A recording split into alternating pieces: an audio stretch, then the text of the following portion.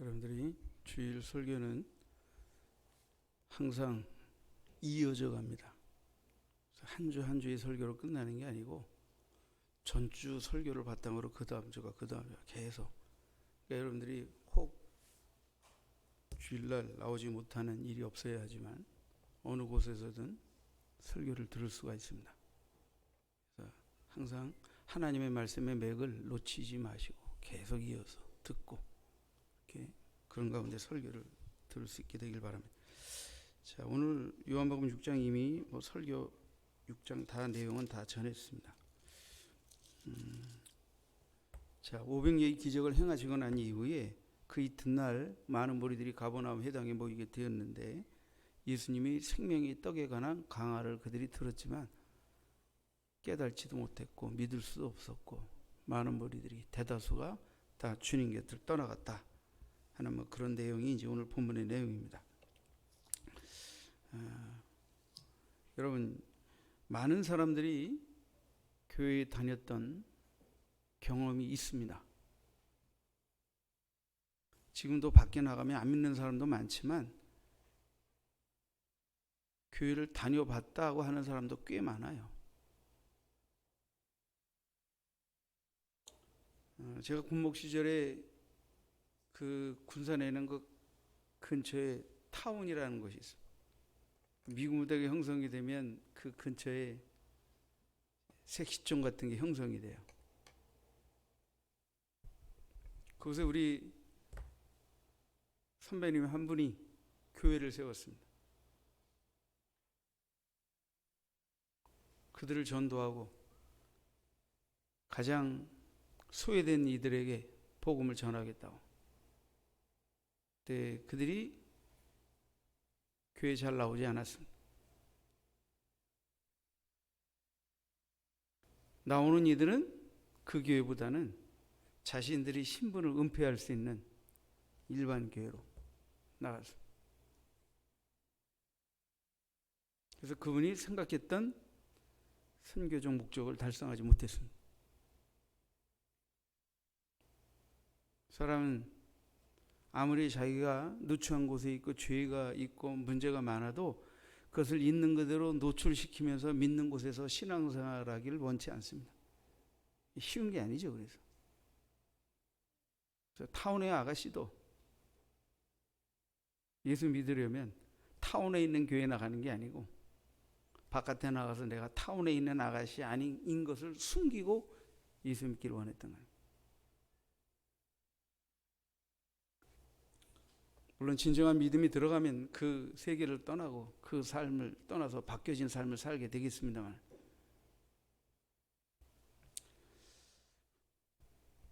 저는 고등학교 시절이 생각이 납니다. 우리 고등부도 5, 60명, 70명 이렇게 중고등부 합치면 그렇게 학생들이 꽤 있었는데 고등학교 졸업하고 어쨌든 그들이 계속해서 교회를 나오는 사람은 불과 몇 명 되지 않았습니다.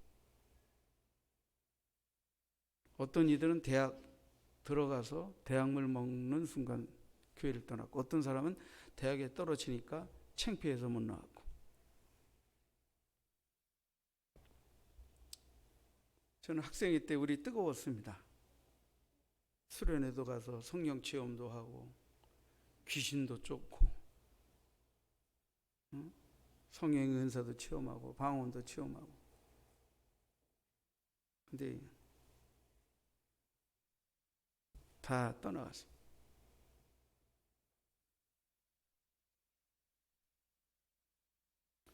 저는 성경을 연구하면서 진리는 모두의 몫이지만 누구에게나의 몫은 아닙니다. 진리는 모든 사람이 믿어야 하지만 우리가 생각하는 것처럼 그렇게 대다수의 사람들을 믿고 따르고 쫓을 수 있는 것이 아닙니다. 창세기부터 계시록까지 여러분이 성경 읽으면서 어떤 생각을 하십니까? 많은 무리들이 예수 믿고 나왔습니까? 많은 무리들이 믿었습니까? 대다수의 무리들이 믿었는데 몇 사람만 안 믿었습니까? 아닙니다. 아닙니다. 몇 사람만 믿은 겁니다. 몇 사람만 믿은 겁니다.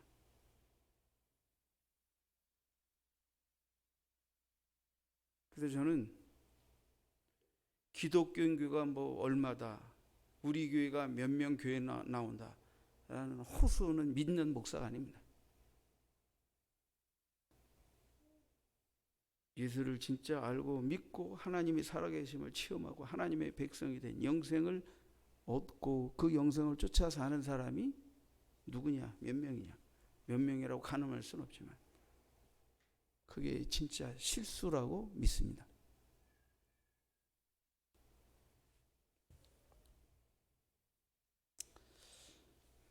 믿지 못하는 대답. 예수님이 하나님께로부터 구세주로 보냄을 받아 많은 이적과 표적을 행하시며 내가 하나님께로부터 온 자이고 나를 믿는 자는 영생을 얻고 나는 너희의 영생의 떡이다. 내 살을 먹으라. 내 피를 마시라. 이것은 영원한 너의 영생의 떡이며 음료로다 라고 말씀하시며 십자가에서 우리의 죄와 허물을 위하여 아낌없이 자신의 몸과 피를 깨뜨리고 흘리실 것을 말씀하시는, 그러면서 나를 믿으라. 그리하면 영생을 얻는다, 구원을 얻는다 라고 말씀하셨지만 아무도, 거의 전부가 다 떠나갔어요. 다 떠나갔어요. 오히려 이적을 보고는 이적을 행하신 참 표적과 그 목적은 상실한 채 그분을 왕으로 삼고 그것을 인하여서 자신들의 경제적인 문제와 사회적 정치적 문제를 해결하는 세속적 왕으로 예수를 삼으려고 했을 때 예수님 오히려 그들을 떠나가셨어요. 진리는 그런 겁니다. 진리는 누구나 믿도록 누구에게 전해야 하지만 계속해서 누구에게 진리를 다 들이댈 수는 없는 겁니다. 진리에 대한 반응에서 진리를 진짜 사모하고 믿고 따르기를 원하는 자들이 계속해서 진리와 접촉하게 되는 거예요. 많은 사람에게 예수를 전하지만 다 예수를 믿는 게 아닙니다.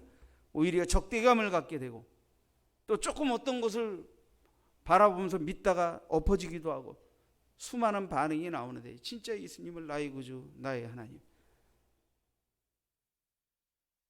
그 주님을 마음의 구주로 모시고 믿고 따르는 소수가 끝까지 주와 함께 동행하며 천성길을 향해 가게 되는 거예요.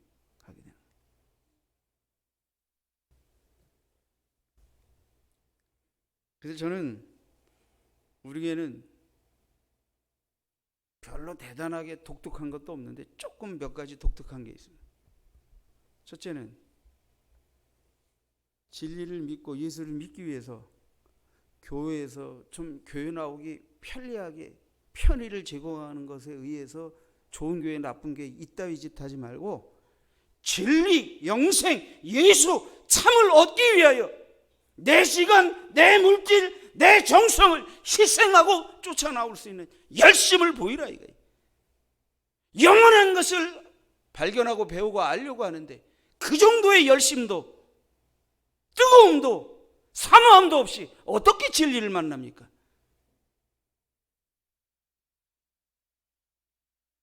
그래서 뭐 지금은 다 마이크시 되니까 차가 없으면 교회 못 나올 정도가 되는 분들은 여러분들이 같이 차를 공유해서 섬기면 돼요.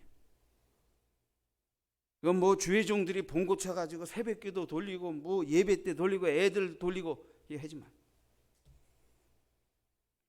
그래서 우리에겐 봉고차 한 대 없는 교회로 지금까지 왔습니다. 그래서 이렇게 부흥이 잘 안 되나 봐.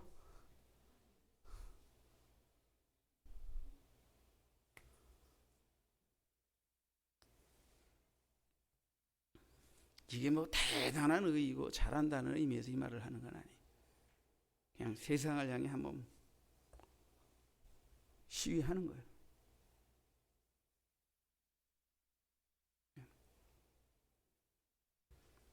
또 하나, 우리 교회에서 집사님 되면 이런저런 시험으로 교회를 나오고 안 나오는 것, 11조를 내고 안 내오는 것을 무기 삼는 그따위 신자는 되지 말라. 아직 그 믿음에 이르지 않았으면 교회에서 집사하라고 해도 거절해요. 그러나 그래도 믿음이 있어서 그걸 받아들이고 순종했으면 이제는 교회에 나오는 것을 내 개인의 신상과 기분과 시험거리 이런 별것도 아닌 것들 가지고 나오겠다 안 나오겠다 때려쳐 이짓거리 하면서 신앙생활 할 거면 당장 집사하지 마라.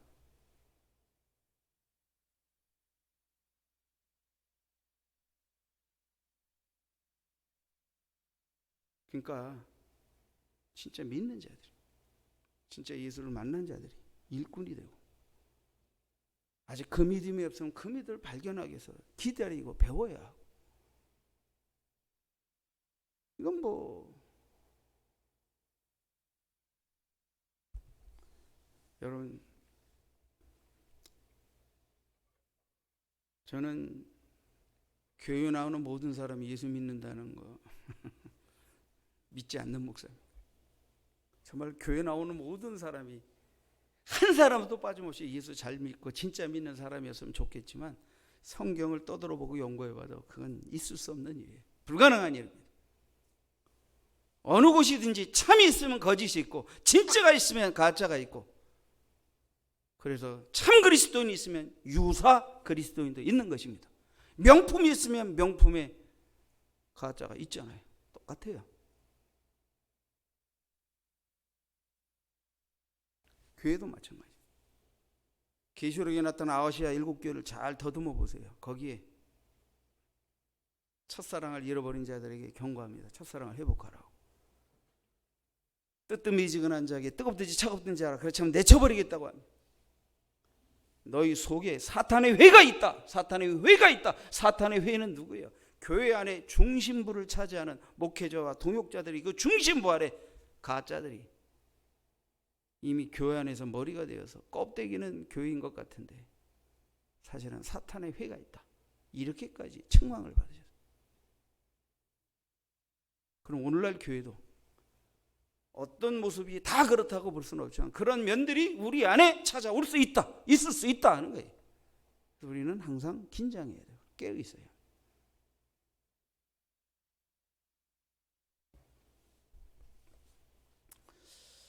자, 왜 그들은 교회를 떠나는가? 왜 그들은 믿지 않는가? 그 소수들은 어떻게 믿게 되었나? 좀 생각해 볼 필요가 있죠. 자, 첫 번째 보면 믿지 않는 대대서에 관한 문제입니다. 예수님 말씀하셨습니다. 나를 보고도 믿지 아니하는도다. 나를 보고도 믿지 않는도다. 너희가 보는 나, 이 예수는 누구입니까? 하나님이 보내신 자. 그냥 인간으로서만이 아니라 인간으로서는 할 수 없는 일, 귀신을 쫓아내고 맹인의 눈을 떠주시고 죽은 자를 살리고 앉은 뱅이를 일으키시고 오병이어의 기적으로 수천 명을 먹이시고 무리를 걸으시고 풍랑을 잔잔케 하시고, 그분은 인간으로서는 할 수 없는 하나님이 보내신 자, 하나님이심을 나타내 보이고 증거해 보이는데도 나를 보고도 믿지 않는다. 나를 보고도 믿지 않는다라고 주님 말씀하시고, 하나님이신 그분이 인간으로 오셔서 수많은 표적과 기적으로 자신을 증거하셨는데도 믿지 않았는데 우리가 무슨 수로 예수를 믿게 할 수 있겠습니까?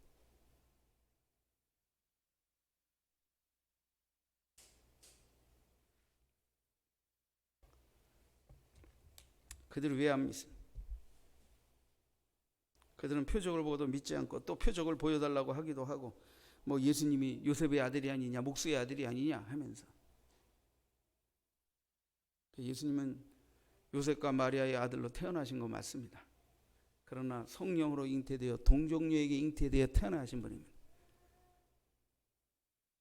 요셉과 마리아의 아들인 것은 과학적이고 이성적이고 논리적인 부분이지만 성령에 의하여 동정녀 마리아에 의해 태어났다고 하는 부분은 이건 초이성적인 영역입니다. 그분이 십자가에 돌아가신 것은 역사적 사건이고 부활하셨다는 것도 역사적인 사건이지만 그분이 십자가에 왜 돌아가셨냐 하고는 우리의 죄와 허물을 짊어지고 대신 영원한 속죄양으로 돌아가셨다는 이 부분은 단순히 역사적, 이성적, 논리적으로 설명되는 부분이 아닙니다. 이것은 하나님이 그렇게 하신 것입니다. 하나님이 그렇게 우리를 위하여 제물이 되게 하신 부분입니다. 그분이 장사한 지 사흘 만에 다시 살아나셨다고 세상 사람들은 부활절 뭐 이렇게 안 믿어도 부활절 뭐 이렇게 말하지만, 예수님이 다시 살아나신 것은 사망 권세를 깨뜨리고 그를 믿는 모든 자들에게 영생이 있음을 보증하신 승리의 사건 아닙니까? 그분은 하늘로 올리어 가셨습니다. 너희가 본 그대로 다시 오실 것이라고 말씀하셨습니다. 내가 아버지께 약속받은 성령을 너희에게 부어주시겠다고 약속하셨습니다. 믿는 무리들이 열흘 동안 저녁 기도에 힘쓸 때 그들이 성령의 부음을 받았고, 성령으로 말미암아 그들은 예수가 바로 하나님이 보내신 구세주가 맞다는 사실을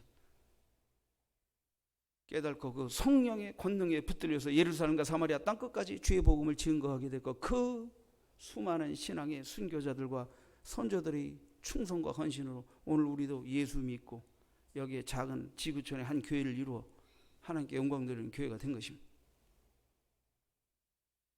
그들이 왜 믿지 않습니까? 왜 못 믿습니까? 어떤 자들이 안 믿는 겁니까? 예수님 요한복음 6장 36절에 너희는 나를 보고도 믿지 아니하는도다. 64절에는 너희 중에 믿지 아니하는 자들이 있느니라. 요한복음 10장 25절 또 좀 진행된 본문에는 내가 너희에게 말하였을 때 믿지 아니하는도다. 요한복음 10장 26절에는 훨씬 더 예수님이 충격적인 말씀을 하시는데 너희가 내 양이 아니므로 믿지 아니하는도다. 주님은 아버지께서 내게 주신 자를 하나도 잃어버리지 아니하고 구원하려고 내가 왔다고 말씀하십니다. 믿지 않는 자들을 향하여 너희가 내 양이 아니므로 믿지 않는다라고 말씀하셨어요. 충격적인 표현입니다. 누구든지 아버지께서 이끌지 아니하면 예수께 나올 수 없고 예수를 믿을 수 없다고 말씀하고 계십니다.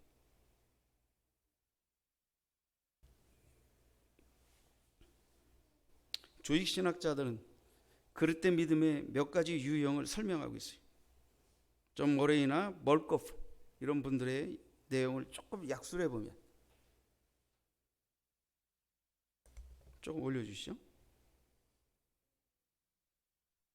사람들이 잘못 믿는, 아예 불신앙 말고 믿는다고 하지만 참 믿음으로 구원에 이르는 열매를 맺을 수 없는 유사 믿음 세 가지를 소개해드립니다. 하나는 역사적인 믿음이라는데 뭐 이성적인 믿음이라고 해도 좋습니다. 이런 거예요. 성경에 나타난 진리의 내용이 다른 역사적 진술과 질적으로 차이가 없이 받아들이는 것을 의미해요. 그러니까 역사적 사실이다, 이게 성경의 내용도. 그래서 구원의 지식과 세상의 다른 지식의 차이가 없어요. 그들은 세상의 역사를 이성으로 납득하죠. 성경의 진리를 이성으로 납득할 수 있다고 생각해요. 근데 이것은 성경을 대단히 잘못 이해하고 접근하는 거예요. 성경에는 이성적, 논리적, 사실적, 역사적 부분도 있지만 소위 말하면 우리가 신비적인 부분이라고 말하는 초이성적, 인간의 과학과 논리와 이성으로 설명할 수 없는 영적 영역의 부분이 성경에 엄연히 존재하고 있습니다. 이것을 어떻게 우리가 이성으로 납득하고 믿고 안 믿고, 그러니까 이런 믿음으로 접근하는 사람, 이 이성적이고 역사적 믿음을 가지고 접근하는 사람들은 성경 안에서 일어나는 모든 초이성적 기적 역사를 다 제거해버립니다. 그것은 잘못된 기록이라고 제거해버리게 되죠. 그리고 이성적으로 논리적으로 납득이 되는 부분만 받아들이게 되죠. 그러니까 어떻게 그 믿음이 잘못된 믿음.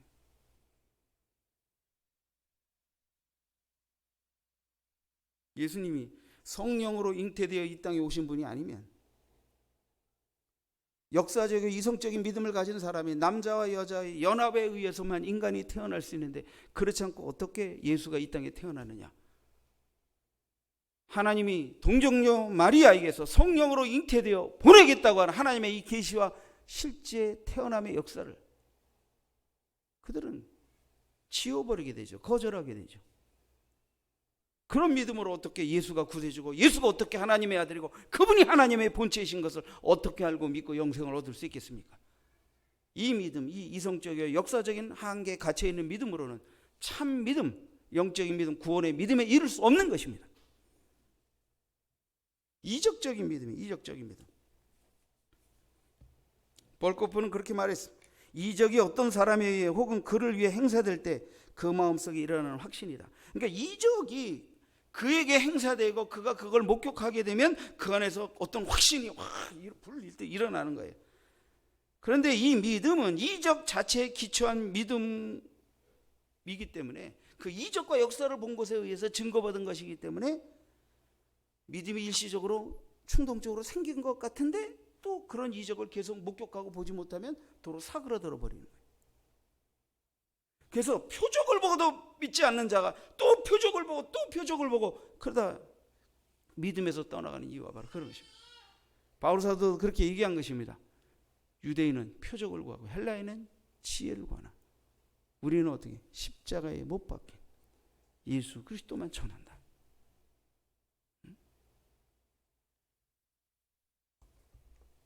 세 번째, 일시적인 믿음이에요. 일시적인. 양심이나 감정에 일시적으로 자극을 받아서 신뢰와 확신을 나타낼 때가 있어요. 그런데 이 믿음은 중생한 사람의 심령 속에 깊이 뿌리내린 믿음이 아닙니다.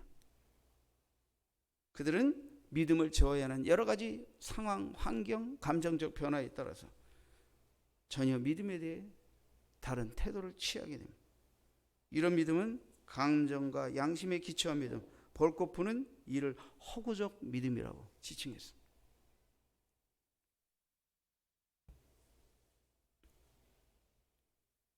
믿음은 이성적 역량이 없다는 게 아니에요. 진리를 우리가 이성적으로 배웁니다. 그러나 이성적으로 납득하는 것만으로 참 믿음에 이르고 구원에 이르는 믿음을 소유하기 어렵습니다. 불가능합니다.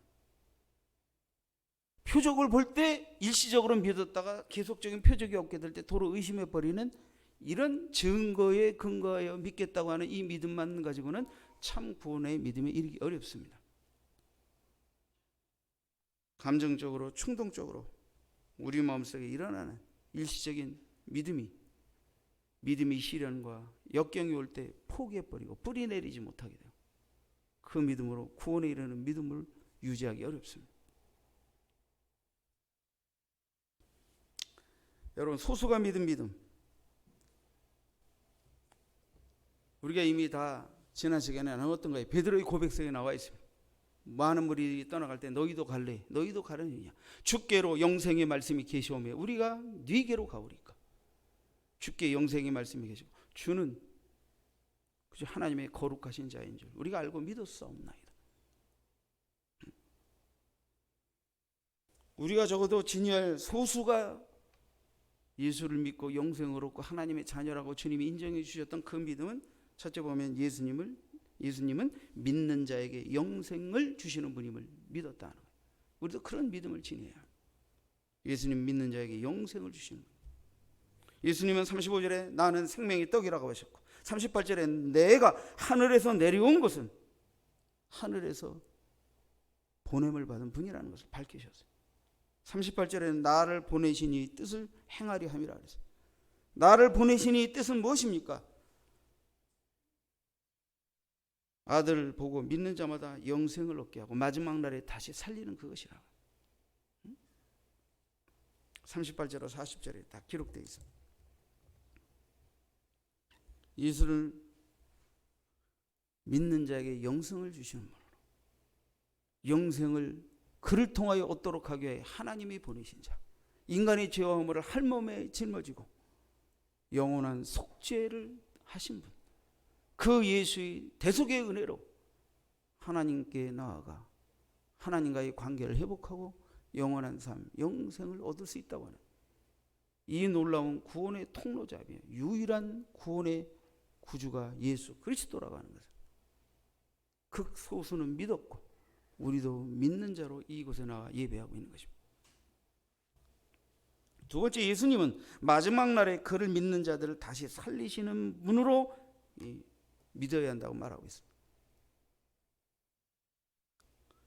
예수님은 아직 십자가의 대속적 죽음도 죽지 않으셨는데 주님이 지금 어디까지 말씀하고 계시냐? 나를 믿는 자는 영생을 얻고 나를 믿는 자는 마지막 날에 내가 다시 살린다라는 것까지 이 진도가 지금 얼마나 많이 나가고 있습니까?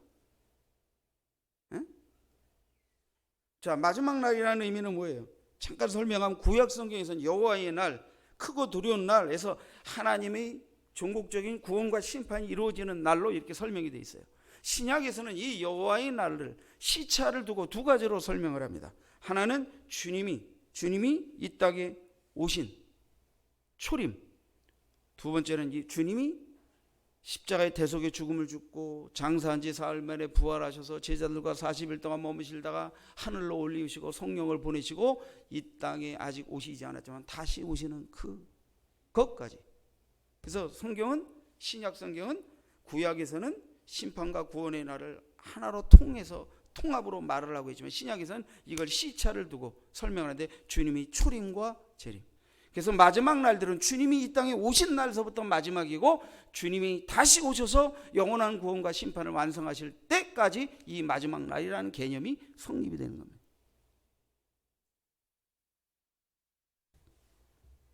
물론 이 마지막에 관한 것을 더 자세히 설명드릴 수 있습니다만 대예배 시간이니까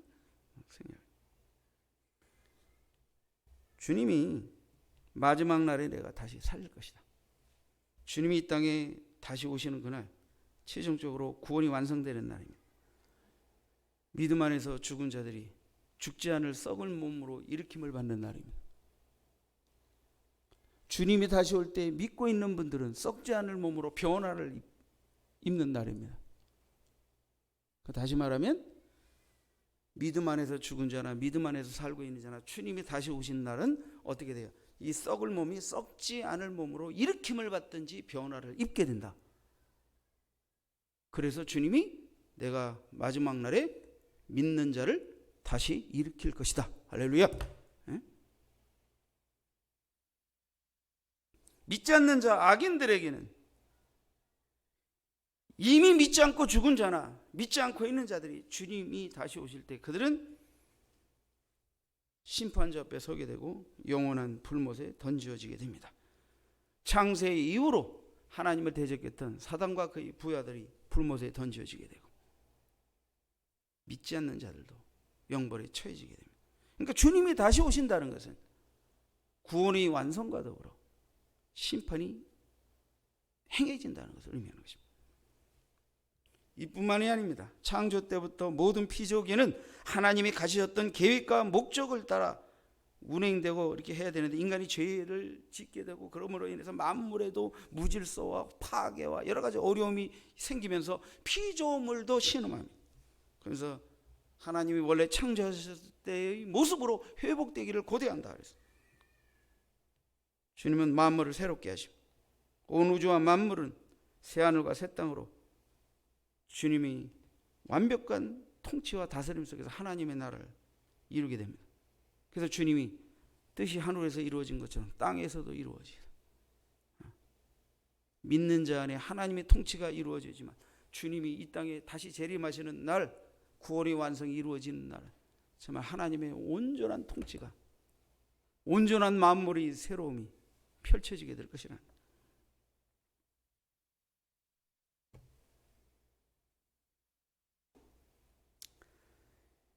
이 믿음을 소수만이 가질 수 있었다는 거예요. 소수만이 가질 수 있었다는 거예요. 그러므로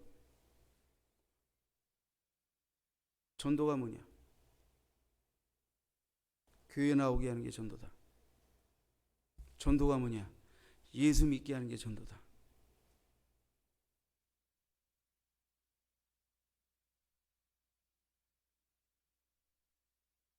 교회를 나오게 하는 것은 완벽한 전도가 아닙니다. 이해되시죠? 완벽한 전도는 예수님을 왜 믿어야 하는지, 그분이 누구인지를 알고 전해서 성령의 은혜 가운데 그 예수님을 구주로 받아들이고 그분이 대속사에게 나의 죄와 허물 때문임을 깨닫고 그 죄와 허물을 십자가 앞에 내려놓고 그분이 다시 사신 것 같이 그분을 믿는 믿음 안에서 이제 예수 믿지 않던 나는 죽고 예수 믿는 믿음으로 다시 태어나는 이 믿음을 받아들이고 하나님의 백성으로서 영생을 얻은 자로서의 신앙생활을 출발하여 그 믿음을 이어가는, 이것이 진짜 참 전도겠죠. 전도의 열매겠죠. 그죠? 예수 믿게 하고 교회 잘 다니게 하기 위한 모든 행위가 전도 행위라면 전도의 열매는 예수를 모셔드리고 예수를 믿고 따르는 자가 되게 하는 것이겠죠. 그래서 영생을 얻고 확신하고 그 영생을 전하는 자로 살게 하는 것, 이것이 전도의 열매겠죠.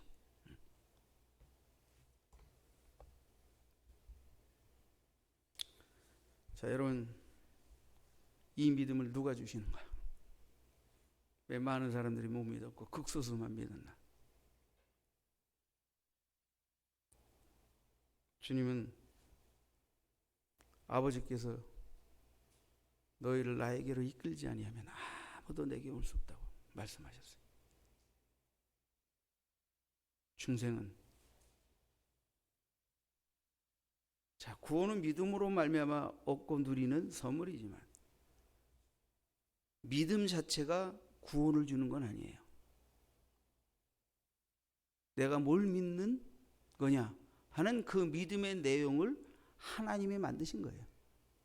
그걸 우리가 받아들이므로 믿음으로 그것을 받아들이고 연합함으로 구원을 누리는 것이지, 믿음 자체가 구원을 주는 게 아니라 하나님이 믿음으로 구원을 얻도록 하신 그 믿음의 근거, 하나님이 우리의 구원을 위하여 하신 일, 그것이 우리에게 구원을 주는 것입니다.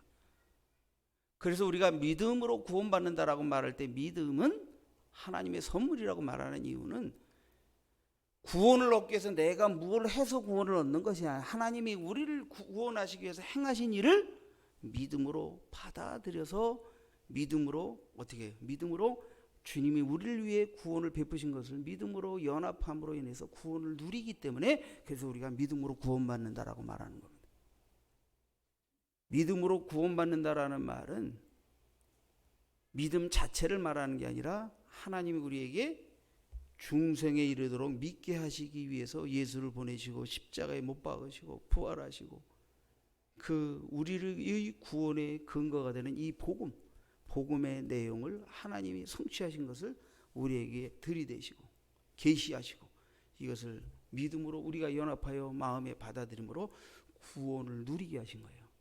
그러므로 믿음으로 구원을 얻는다는 말은 우리가 믿는 믿음의 행위 자체가 구원을 준다는 의미가 아니고, 구원을 마련해 놓으신 하나님의 것을 의심 없이 우리가 받아들임으로 믿음과 연합하여 하나님이 우리에게 예비하신 구원을 우리가 받아 누리는 자가 된다는 의미에서, 그래서 믿음은 선물이라는 거예요. 믿음이 선물인 이유는 구원받기 위해서 내가 할 행위가 있는 게 아니라 하나님이 하신 것을 믿음으로 받아들이는 일만 남아있는 거예요.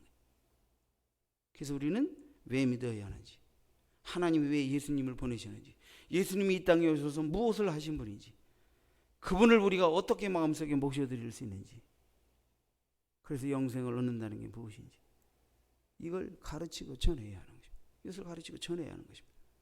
그래서 예수 믿게 해야 합니다. 예수에 대하여 알게 하는 정도로 안 되고 예수 믿게 해야 합니다.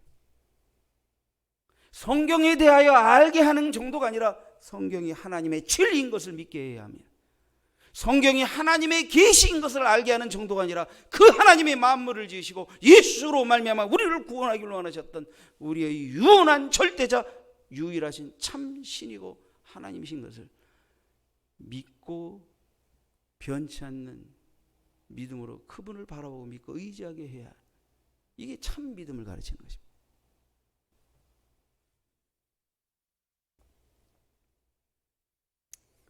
여러분, 믿음은 중생의 결과로 주어지는 산물입니다.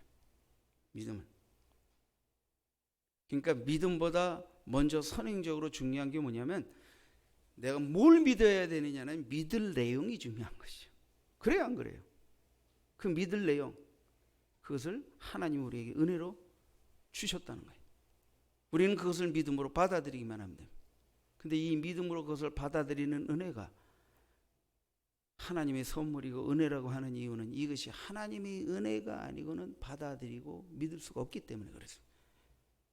이것을 믿으려면 어떻게 해야 합니까? 이성적으로만 생각하고 증거가 있지 않으면 믿을 수 없는, 또는 일시적인 감정과 충동에서 믿었다가 마는 이런 것이 아닌 전인격적인, 하나님께서 성령으로 말미암아 이 복음을 깨닫게 하시고 확증케 하시고 우리 안에서 그 예수를, 그 구원을 받아들여서 그 예수를 인격적으로 내 안에 구주로 하나님의 아들로 하나님으로 모셔드려서 하나님이 말씀하신 모든 것은 진리이고 그분이 그 약속대로 행하신 것임을 신뢰하고 주님을 믿지 않던 나는 십자가에 못 박고 이제 주님을 믿는 나로서 사는 일평생의 남은 평생이 되리라고 헌신하며 주 앞에 주를 믿고 따르는 이 믿음에 이르러야 그 믿음이 구원이고 그 믿음이 선물이고 그 믿음이 은혜고 그 믿음이 축복이 되는 것입니다. 그러니까 처음에 소개한 세 가지 그런 믿음으로는 구원에 이를 수 없습니다.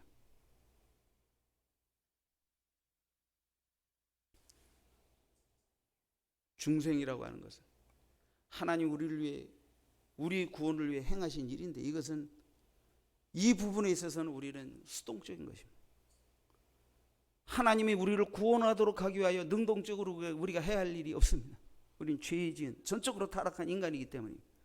전적으로 타락하고 하나님을 알만한 것도 찾을 만한 것도 없는 우리에게 하나님이 일방적으로 하나님의 백성으로 회복된 관계로 나올 수 있는 길을 예비하시고 우리에게 선물로 안겨주신 것이 중생이라는 것입니다. 중생. 이것은 하나님이 역사하신 것이고 우리는 이 부분에 있어서는 우리는 수동적입니다.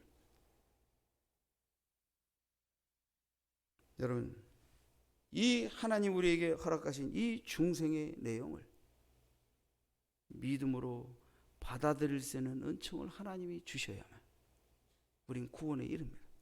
그래서 구원이 은혜고 구원이 선물이라는 거예요.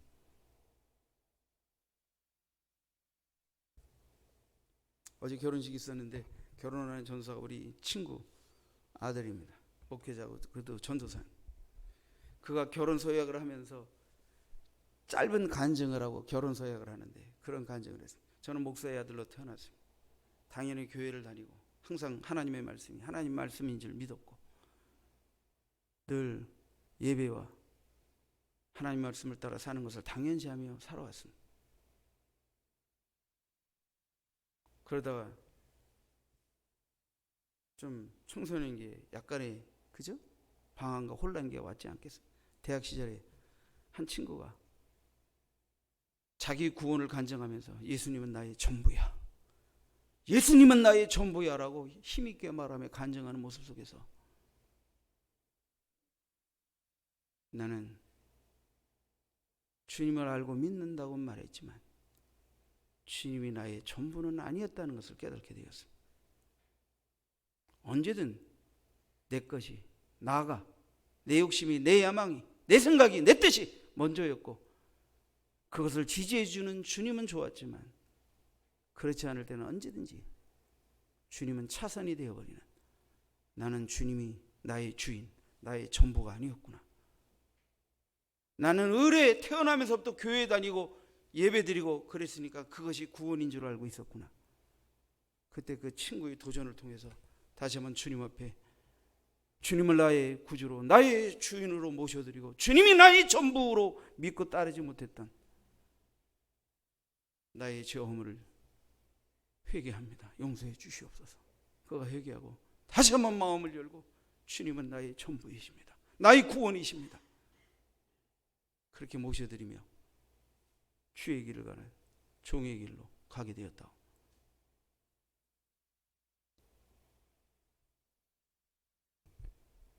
여러분 예수님이 여러분 마음속에 전부가 되시면 구주로서 그분이 나의 주인이 되시면 신앙생활하는 눈빛과 태도가 바뀌기 시작합니다.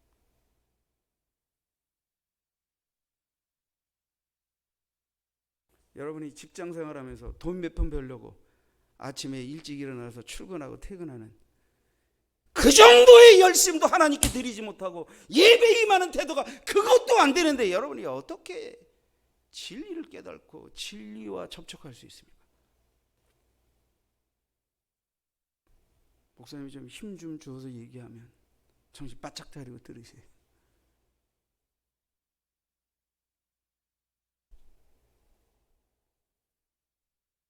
저는 예수를 믿지 않을 땐 그랬지만 예수를 믿기로 작정한 이후로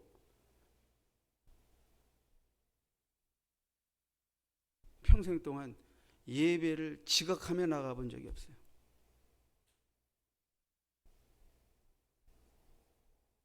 제가 직장 선교 공부를 20여 년을 했는데 폭설이 내려가지고 한 번은 이쪽 저쪽을 혼돈해가지고 엉뚱한 데 한 번 간 거, 그거 빼놓고 20여 년 동안 지각해서 뭐 이렇게 해가지고 선교 공부 인도한 적이 없어요.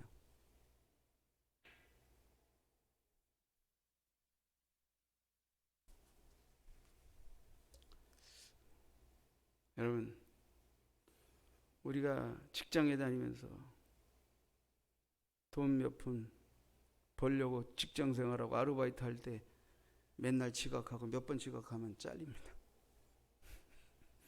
물론 하나님은 그런다고 우리를 자르시진 않아요. 근데 우리 하나님 앞에 하나님을 만나러 하나님이 보내신 구주, 그 구원의 주를 찬양하고 높이게 하여 교회 나오는데,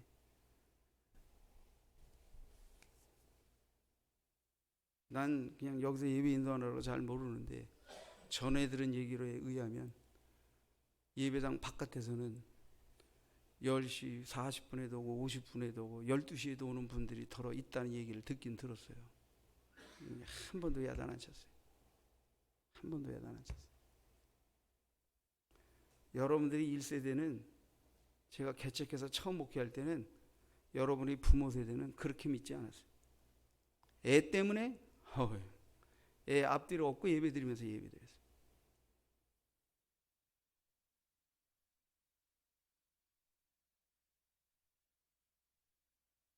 미국에 가보세요. 아이들과 다 함께 예배드립니다.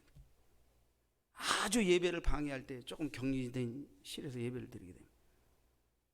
내가 예배 드리는 것만이 중요하고 아이들이 예배를 방해하기 때문에 내가 예배를 잘 드리기 위해서 누군가 애들을 봐줘야 된다는, 이게 또 중요하지만 더 중요한 것은 애들이 아직 조용하게 예배 드릴 수 없을 때부터 예배 시간에 하나님께 예배 드리는 거다라는 엄숙함을 배워가면서 훈련하고 노력하면 어느 순간인가 애들도 예배 드립니다. 한 6, 7살이면 충분히 가능해요.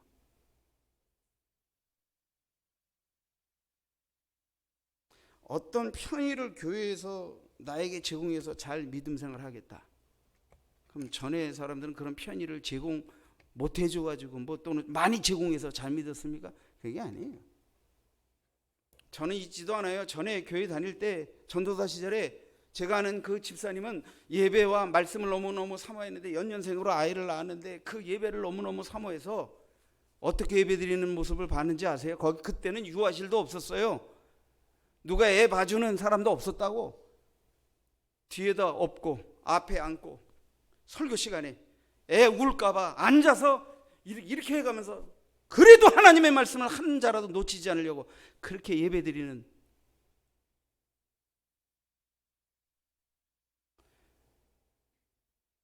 그 모습을 보면 죄종들도 숙연해져요.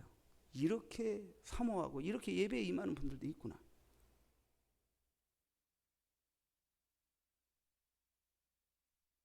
제가 군목 시절에 늘 속상해가지고 그 가슴앓이를 내려놓지 못하게 한 분이 계세요. 여성교회 회장도 하시고, 그분 아들 하나 있고, 딸 하나 있고, 늦둥이로 아들을 하나 낳았어요. 어려요, 애가.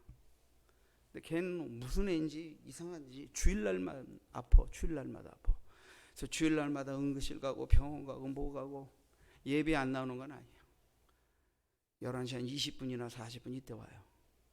그래서 너무 열받았지만 그래도 설교 시간이라도 오니 감사하다 그러고, 여성교 회장인데도 오고 대표기도 때도 그러고 2년 동안 그랬어요. 2년 동안.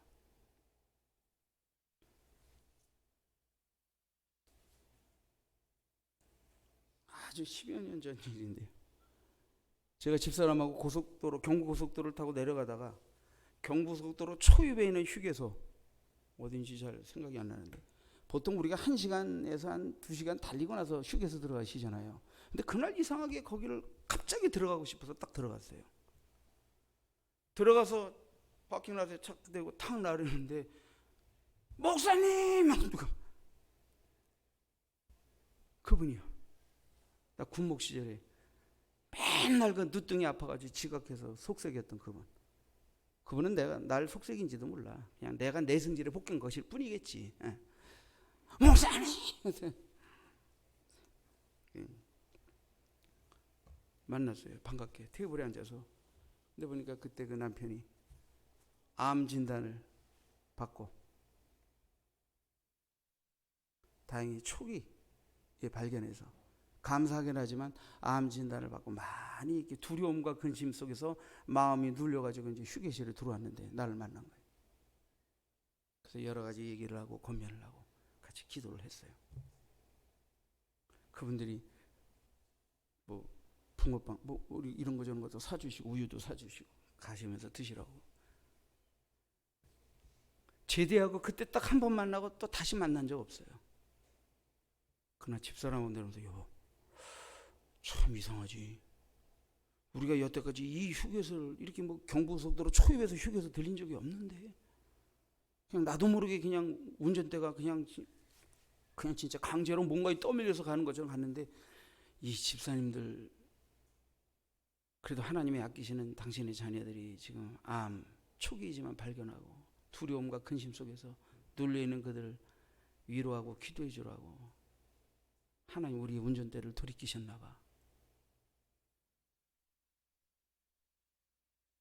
그분들은 퇴직하고 아주 즐겁게 신앙생활 하시면서 즐겁게 일도 같이 하시면서 뭐 이렇게 하시고 계셨어요.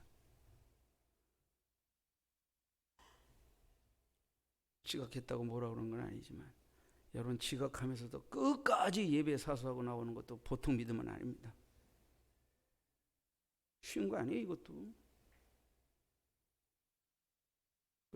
저는 분명히 말씀드리겠어요. 지각하는 믿음은 구원 못 받는 믿음이다라고 말하는 건 아니에요.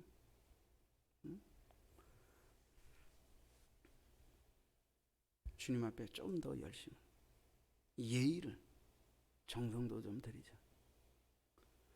우리가 구원을 거저 은혜로 받았다고 진리를 배우고 알고 깨우치고 진리를 따라 사는 삶을 그냥 거저 먹으려고 해서는 안 돼요.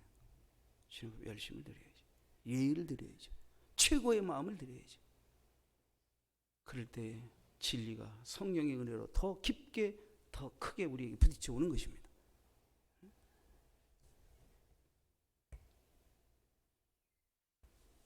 여러분 예수 믿는 자에게 영생의 구주, 영생의 떡, 그분의 살과 피는 십자가에서 깨뜨리신 우리를 위한 영원한 산떡, 영원한 음료, 그 예수를 하나님이 우리에게 보내셨고 그 예수께 나와 그 예수를 나의 구주로 믿게 하신 것이 이게 하나님의 은혜라.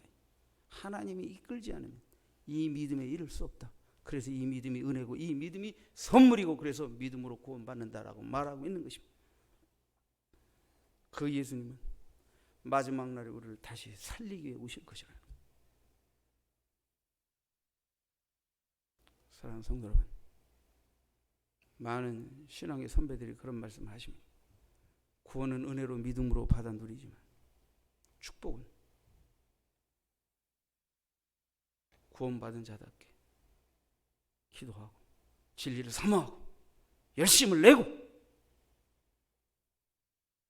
선을 쫓아 살아야만 받아 누리는 것이다. 생명은 얻었는데 풍성한 생명은 어디 갔는지, 구원의 은혜는 입었는데 범사의 은혜는 내 삶에 어디 갔는지 이러면 안 되지 않습니까? 정확한 믿음의 출발이 있다면 가다가 곁길도 가기도 하고 엎어지기도 하지만 그래도 믿음으로 주와 동행하며 천성길을 향해 가는 믿음의 여정에서 회개하는 흔적, 하나님을 만나는 흔적, 말씀을 깨달은 흔적, 정말 주님을 더 깊이 하는 흔적, 정말 하나님의 자녀가 되는, 영생의 자녀가 되는 이 은혜를 하나님이 값없이 거저 은혜로 주셨다고 하는 이 놀라운 계시와 이 믿음의 은혜가 내가 무엇이건데 이 은혜를 받아 누리는 자가 되었을까를 눈물 흘려가며 감격할 수 있는 그런 믿음의 흔적이 우리의 믿음의 여정 속에서 있어야 되는 거 아닙니까? 당연히 있어야 되는 거 아닙니까?